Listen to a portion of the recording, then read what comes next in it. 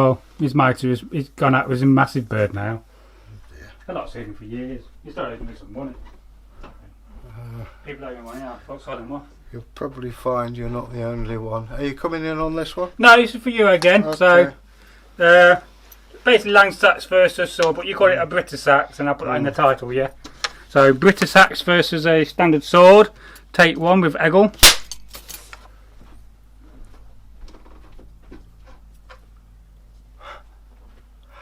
Hello there, Egil Thorsson here, and today we're going to talk about Sax versus the sword. I'll explain more later, but before we do that, just sit down, relax, get something nice to eat and drink, and it'll make time go easier. I hear you say, what is a Sax? Well, here we go. This is Norwegian, we can tell by the triangular pommel. It's a single-edged weapon. It's basically a single-edged sword, this one, but you get them in various lengths, and they're more like machetes, as opposed to the twin-edged sword. However, both of these examples are for wealthy people, very wealthy people. Which is best? Well, I think that's a matter of preference, because you can only use one. Well, I suppose you could stab and use two edges, but this is quite a nice balanced weapon. As I say, this one's a Norwegian example. What's this one? This one is English or Saxon style. It looks like a loaf of bread. You see, there you go. And another type, you get like a bishop's hat. That's the Abingdon style.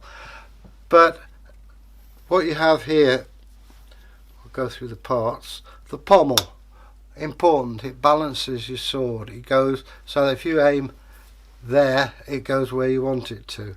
The grip, which is self-explanatory. Quillions or crossguard. Now there's a tang, looks like a long thin rat's tail goes up there. Now in the Viking times and Saxon times, you'd put the crossguard on, and then you put the pommel on, and then you'd heat the tang, bash it over. Now you'd then have what's called tension bars, which is probably mild steel, which would push that way and that way, thus keeping the two apart. And then you have something probably organic, like could be ivory, could be wood, wrapped round with leather and glue. Then we have the blade with the edges.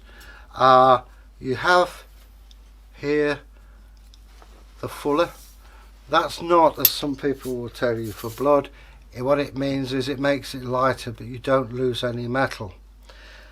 The posher swords will be damascened or pattern welded. Let me explain.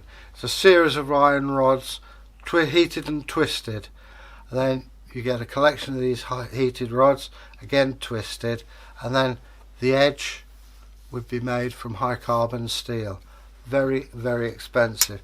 This is a pretty basic sword, and it'd be rather like owning a Ferrari, which not many of us can. So we come to the Sax. Pretty much the same now, if I'm being honest. Metal is something we've come to expect every day.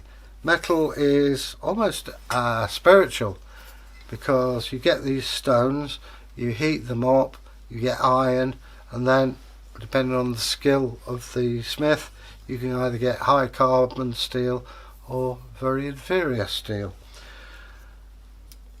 But I would imagine this would be the same price, because you've got virtually the same amount of metal. If we compare the two there, and it takes the same skills. But so these are the bigger ones. We've got a smaller version here, and this is more a fighting style. This would be a lot cheaper. Again, you've got the fuller along the top. Even so, you know, this would be someone of Bragi's rank would have one of these. It's also a sign of your freedom. But you can see the difference in that. And this is a Langseax or wound knife. I was always told that the larger one was called a Sax. No doubt some people will disagree. That is your prerogative, please let us know. So I'll just put that one away. So which is more effective? Well, a sword is alright so long as you're about 33 inches away. If your opponent's got a 9-foot spear, you're on a loser. Or if they've closed you up. Imagine, you've seen the police, riot police, they have shields linked, and if you push in close, there's nothing much I can do. But with a shorter weapon, I can stab underneath.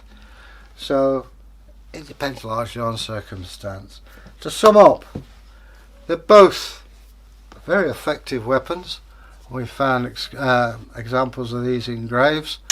This tends to be Norwegian, or this particular style is anyway. And swords are something on your wish list that you know you've made it when you made a sword.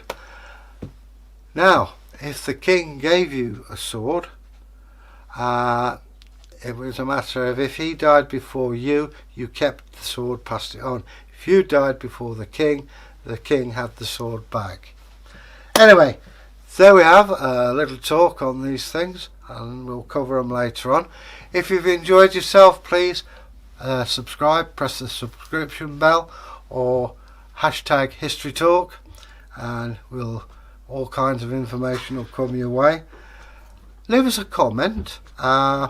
It takes us a while to get back to you, but we will, in time. And leave us a like. So anyway, I hope you've enjoyed it. Until we meet again, bye. It's about 7 minutes that. Yep.